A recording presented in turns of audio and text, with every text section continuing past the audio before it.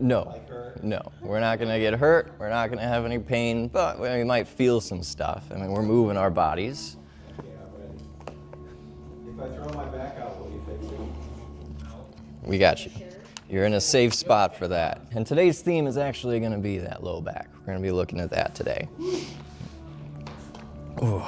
To get started, we're gonna start just moving our bodies with one of the classic movements, a jumping jack. And if you don't feel like doing a jumping jack or you want to do the easier version, there's what's called a walking jack, which is similar to that. It's coming out to the side and in, side and in. And that's the walking jack. And you'll notice that it's pretty quickly a cardio exercise too. You're moving the arms, you're getting a lot of that same stuff in. The rest of us, if you want to go to a regular jumping jack, start feeling the body move. Should we start? Yes, go ahead and begin. We're gonna do just a few jumping jacks, get the body warmed up. And again, if you want, that jumping, that walking jack, as you're going out to the side, arms up. Out to the side, arms up. There we go. And then just add a little more bounce if you want. Good. All right, we're starting to feel the body's warm. And relax, shake out the legs a little. Shake out the arms. And we're gonna go into our classic founder's position. This is training what's called the posterior chain, which is a chain of fascia that runs from the bottom of your foot all the way up, back of your body, and onto the top of the head. And it holds us in space. So when we're doing a hip hinge, we're flexing that whole chain of fascia and using that as like a cable to hold us. So the founder's position, we're gonna start with a tripod of our feet, the balls of the feet, heel anchored into the ground, rotating slightly. That slight rotation you're gonna feel activates the glutes a little bit. You're gonna feel the legs pulling towards each other a little bit and then push them out a little bit, trying to activate as much of your musculature in the legs as possible. And then we're gonna bring the arms overhead into our sphere of tension. It's called the sphere of tension because we wanna be pushing in and again, pulling out at the same time, trying to activate all of our musculature. So now our legs are anchoring in, screwed into the ground. Our hands are creating this tension, and we have a nice, rather straight line through the body. And we're gonna start hinging at the hips now. So the cue is to think that we're pushing a kitchen drawer closed with our butt. So we gotta stay in that same plane as we're pushing the drawer closed, just until you feel tension all the way along that posterior chain. Don't tuck your head down too much. Keep everything nice and aligned. Take a nice deep breath.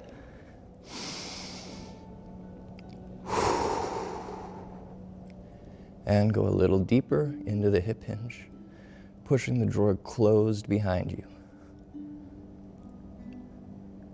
And deep breath, anchoring the feet more, hands squeeze in a nice straight line. Breathe and push the drawer closed. We're gonna drop the arms, keep that hinge, arms out behind. Feel the chest open, nice deep breath. And push the drawer closed a little bit more.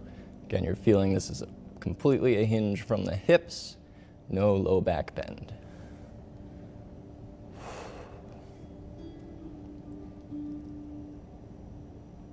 And relax out.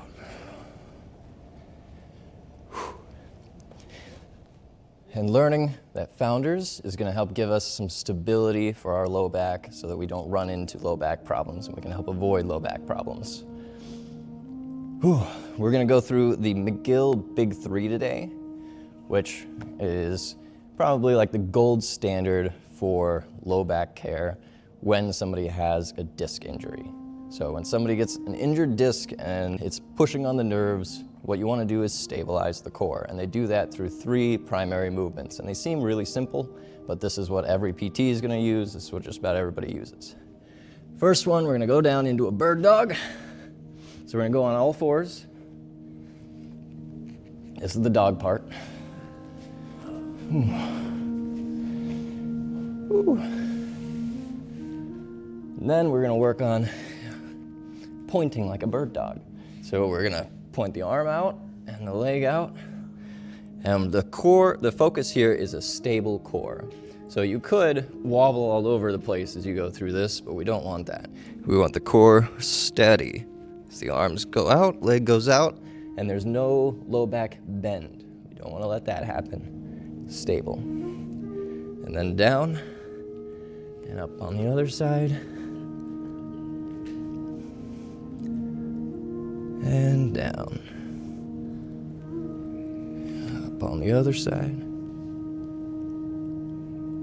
And down. And the other side. And again, you'll notice that this is training a lot of that posterior chain. We lost one. And up.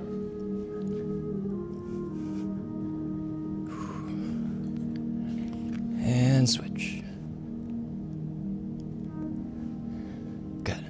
Now we're going to learn a new form of a sit-up. This is called the McGill curl-up.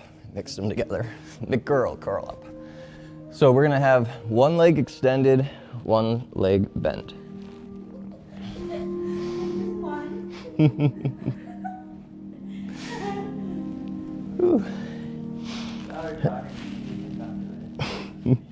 And our hands are going to go under the low back to give us a little extra support between our low back and the ground. So we have the one leg bent, hands under the low back, and we're going to curl up just until our upper chest is off the ground, so that shoulder blades come off the ground, and you squeeze for just a few seconds and relax down. And we curl up and down. And we want to try and keep that head in a line as we curl up and down and up and down. And let's switch sides with the legs. And we'll curl up and down. Curl up and down. Curl up. Feel that abdominal muscle squeeze and drop. And up and down. Now we're going to go on to our sides and we're going to work our obliques a little bit. Get our full core worked. We've done the back, we've done the front, now we're getting these side muscles. You can stack the feet or stagger the feet, whatever is best for your balance. We're going to keep the body as much in a line as possible. So legs not bent anywhere crazy, upper body as straight as possible. We're going to be kind of hinging from this core. And we're going to raise the hips up and down and up and down and up. And just notice where you do struggle with this, if it's balance or strength. Whew. And up. And if you're doing it pretty easy, how can you make it a more effective exercise? Can you bring your mind to that lower oblique that's squeezing and bringing you up? Squeeze and down. And we'll go up one more and hold for a moment. Focus on that lower oblique and down. Good work. We're going to switch sides and do a few. See, they're such simple movements, but they're challenging. And nice steady core. We're going to raise up and down. Up. And again, we want to be as lined up as possible. We don't want that butt sticking out behind us. And everything's straight. We're going to rise up, focusing on the lower oblique, squeezing.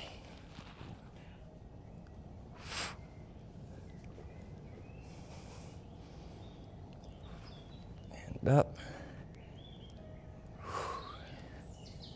Couple more.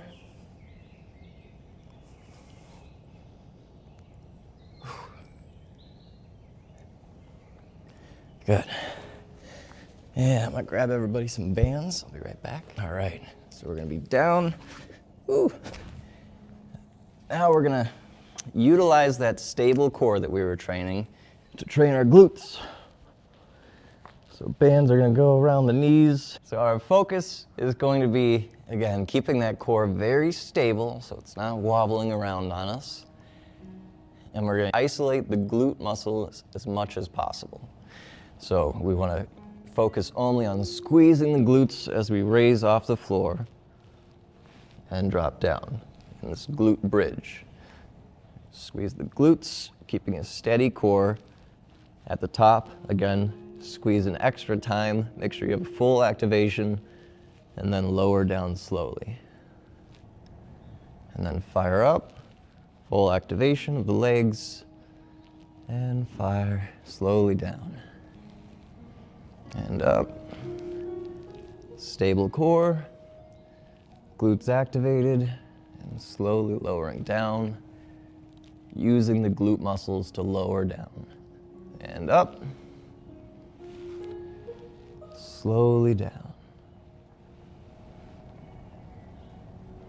Up, and squeeze, and slowly down. And up. Focus on the steady core, activated glutes, squeezing, and then slowly lower down. And up, a couple more. Squeeze, and down. And up, squeeze, and slowly down.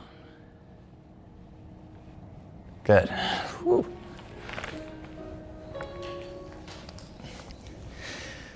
Whew. Now we're going to train the muscles that lie on the front of our pelvis here, these hip flexors. Whew. So we're going to stand up, put the bands under our feet.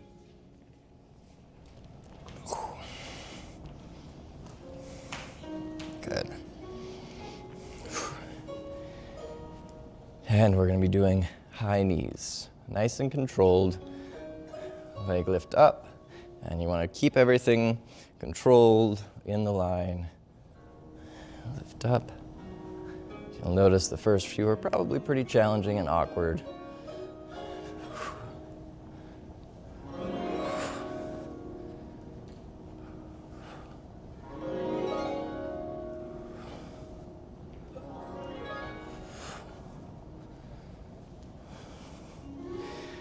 Feel the glutes that we were just working on, keeping you stable.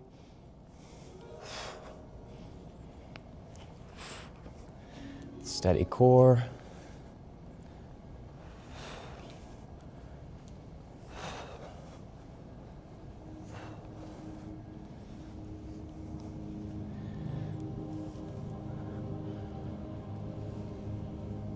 A couple more.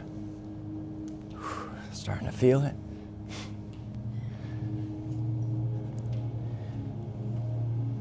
And relax. Whew. Let's go ahead and drop into some breath work. Set the bands aside. Now that we've woken up the body, let's take a minute to just feel. How are the legs feeling? Feet? Did you happen to roll your ankle on a trampoline yesterday? How's the low back? Do the abs feel different now that we've used them?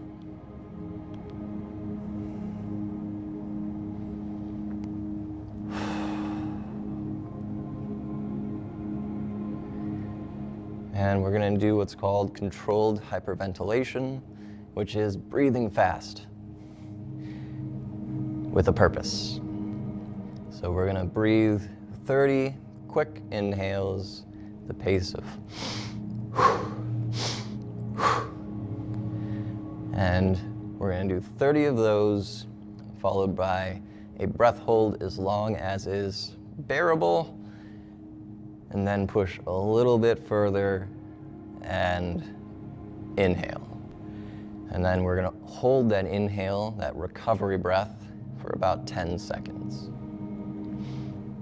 That part will be paced on your own a little bit. We'll go through the 30 breaths, but we're all gonna hold a slightly different amount of time.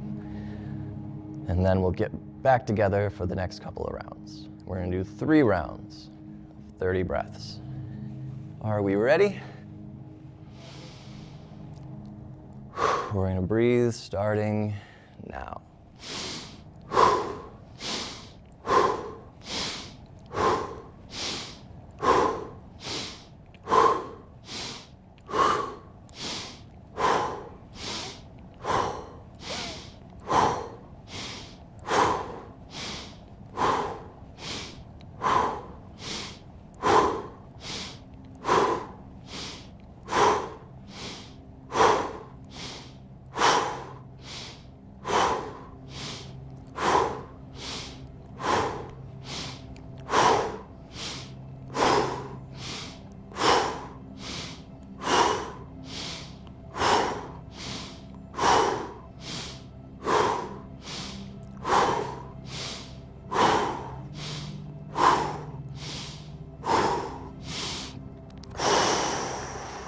Hold the exhale.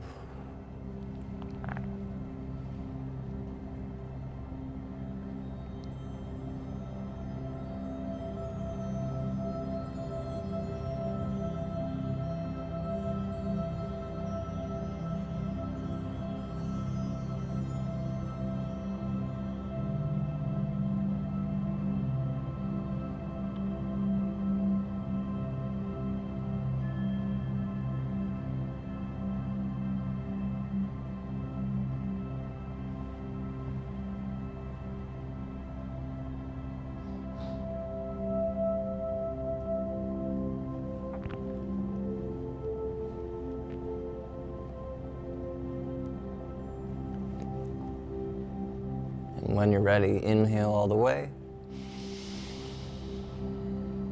Hold for 10.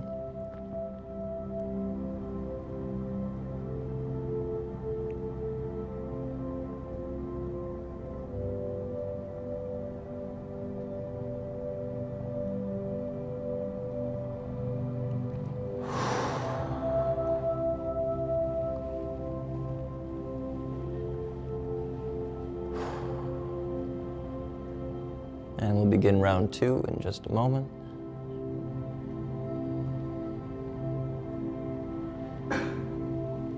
And ready. Remember that these inhales are forceful inhales, then you kind of just let the body exhale. And forceful inhale using the diaphragm. All right, ready to begin? Now.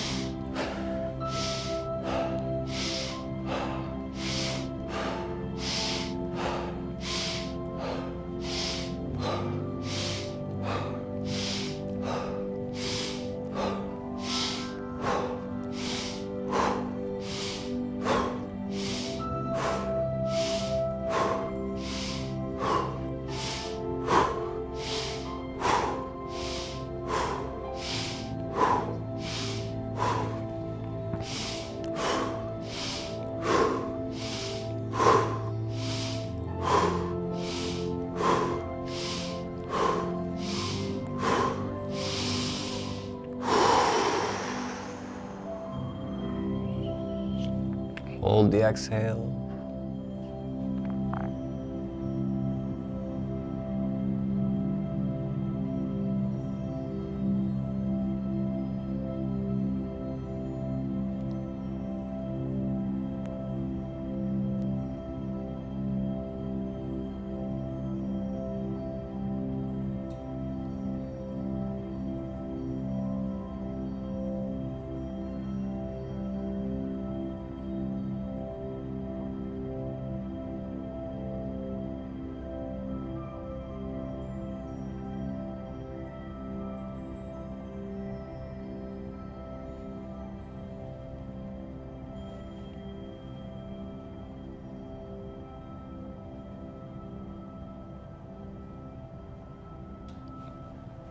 And when you're ready, go ahead and inhale.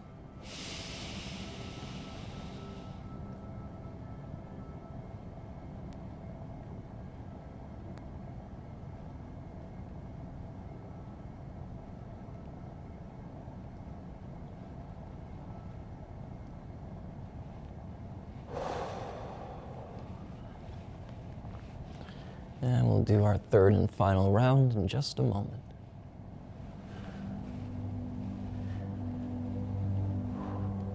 Ready? And begin.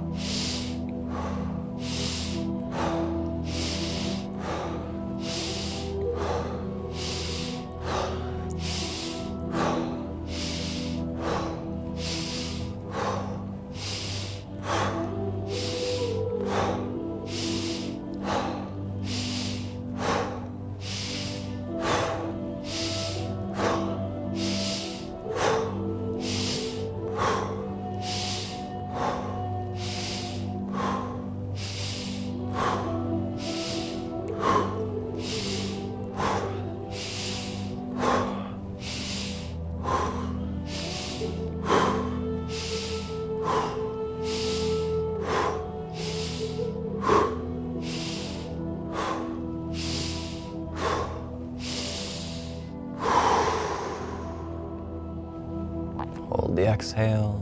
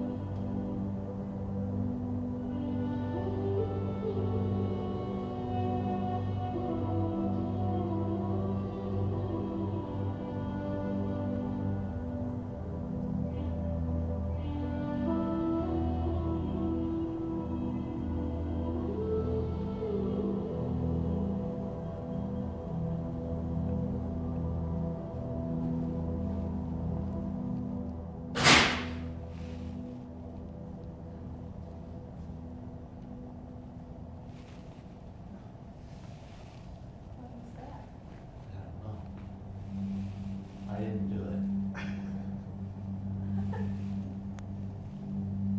We have a ghost in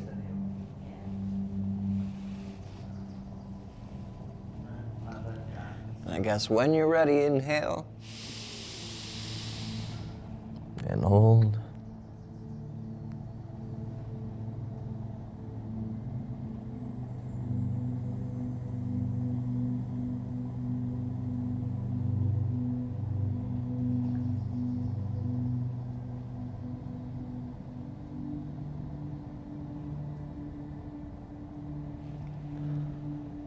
And return to normal breathing.